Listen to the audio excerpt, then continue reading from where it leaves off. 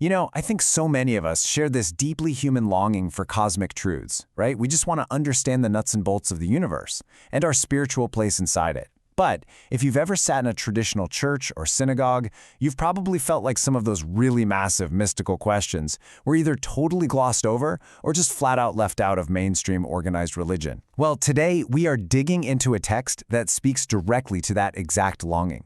And honestly, it makes you wonder, what if the answers we're looking for aren't actually in the established canon? What if the ultimate truths about our universe, the real origins of evil, and the secret, behind-the-scenes workings of the heavens were literally left on the cutting room floor of history? What if the spiritual answers you've been desperately seeking do exist, but they were carefully edited out of the books we all grew up with? Well, to find those missing pieces, we have to look at this absolutely fascinating body of hidden literature known as the pseudepigrapha. Literally, that translates to false writings, though the term apocrypha, meaning hidden books, is used a lot too. We're talking about Jewish religious texts written right around the 1st centuries BCE and CE. And get this, they were wildly popular back in their day. They offered these profound alternative explanations of the cosmos, but they didn't make the final cut for the standard Bibles we read today. And the absolute most famous of these, the First Book of Enoch.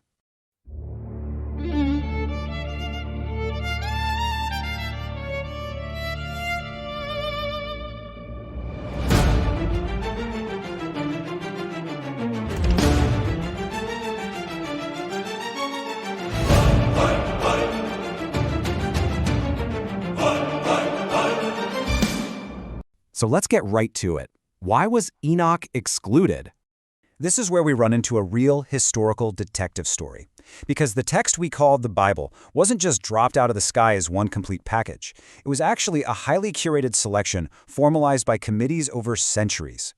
I mean, the evolution of the Hebrew canon really kicked into gear after the Babylonian exile in the 6th century BCE, but it wasn't basically fixed until the 1st century CE. And the Christian New Testament, that wasn't fully settled until the 4th century. During that unbelievably long curation process, the authorities heavily favored texts that supported strict traditional law. So wilder, super mystical texts like Enoch, they were just left out in the cold. But here's the wild part. Enoch wasn't entirely lost. As you can see beautifully reflected in 17th century Ethiopian art, peripheral regions fiercely protected this mystical tradition, even while the mainstream authorities in Rome and Judea were rejecting it.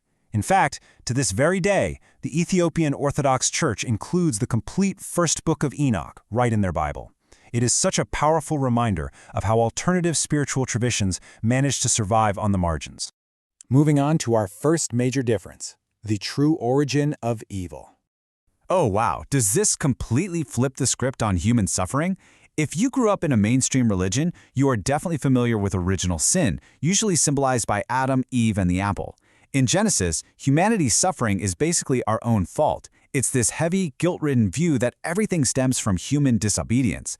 But Enoch offers a way wilder, cosmic explanation called the myth of the Watchers. Basically, evil didn't start with human failure. It started with a literal, full-blown rebellion in heaven by a group of fallen angels known as the Watchers.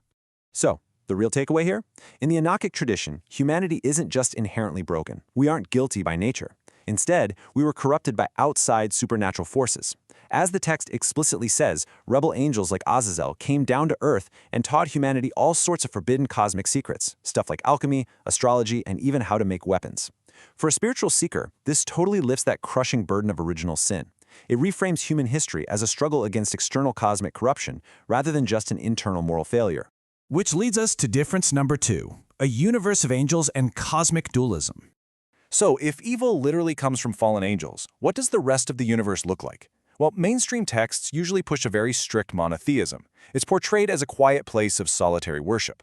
But the Enoch tradition introduces this incredible cosmic dualism, heavily influenced by ancient Persian thought.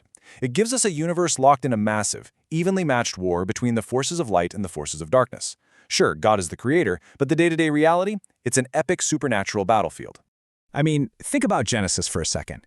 Angels are barely mentioned there, let alone named. But Enoch completely swaps out those quiet heavens for a buzzing, incredibly active bureaucracy of supernatural beings. It's basically heavenly middle management. We actually get distinct names and ranks. You have the great heavenly archangels like Michael, Raphael, Gabriel, and Uriel. directly opposing the leaders of the fallen watchers, like Azazel, Samiaz, Belial, who is literally the angel of darkness, and Mastema. So why does all this matter for us seekers today? Because this entire framework creates a universe where God is beautifully mysterious. He is wholly transcendent and remote. In fact, God is so unimaginably vast that he actually requires intermediaries. The angels, who by the way are physically made of fire, are the ones actually running the daily mechanics of the cosmos. They control the weather, they guide the seasons, they literally move the stars. It makes the universe feel so incredibly alive and magical. Okay, let's look at difference number 3, the secrets of creation. This is where we see a massive departure regarding how our physical reality actually operates. Mainstream dogma basically gives us Genesis, which is a beautiful theological poem focused on God crafting the world and demanding human obedience. But the Enoch tradition, it reads almost like ancient science fiction. It offers a literal, visionary journey through the cosmos, actually trying to explain how the universe physically works. As Enoch literally travels through the heavens, he gets the inside scoop on the precise operations of the sun and the moon. He meets the specific angels who are strictly in charge of frost, hail, and thunder.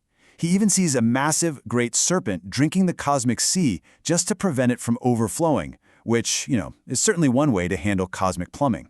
But what we're really seeing here is an ancient attempt to reconcile profound spirituality with physics, giving seekers a quasi-scientific map of the natural world. Finally, let's explore an alternate spiritual history.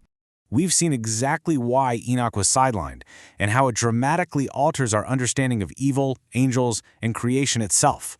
So now, let's do a little thought experiment together. I want you to truly imagine an alternate timeline. What if the early church and rabbinic authorities didn't push this cosmic, mystical text into the margins?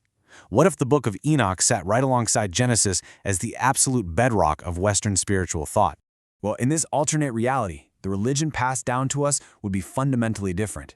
It would be centered entirely on cosmic dualism and supernatural warfare rather than this relentless, heavy focus on human guilt and inherent sinfulness. Things like mysticism, angelology, and interacting with the divine through intermediaries, all of that would be completely mainstream. Plus, because Enoch is so obsessed with the mechanics of the heavens, we probably would have inherited a theology that naturally embraced scientific curiosity right from day one, instead of constantly fighting it. And maybe best of all, the psychological burden of original sin would be virtually eliminated. So, I want to leave you with a deeply personal thought today. For those of us who have spent our lives seeking answers outside the rigid walls of organized religion, it is honestly staggering to realize how much of our inner spiritual life, our guilt, our view of nature, our basic understanding of God was shaped by the historical curation of just a few ancient editors. If you had grown up reading the cosmic, mystical, angel-filled Book of Enoch instead of Genesis, who would you be today? Thank you so much for exploring this lost world with me. Keep seeking and always keep asking questions.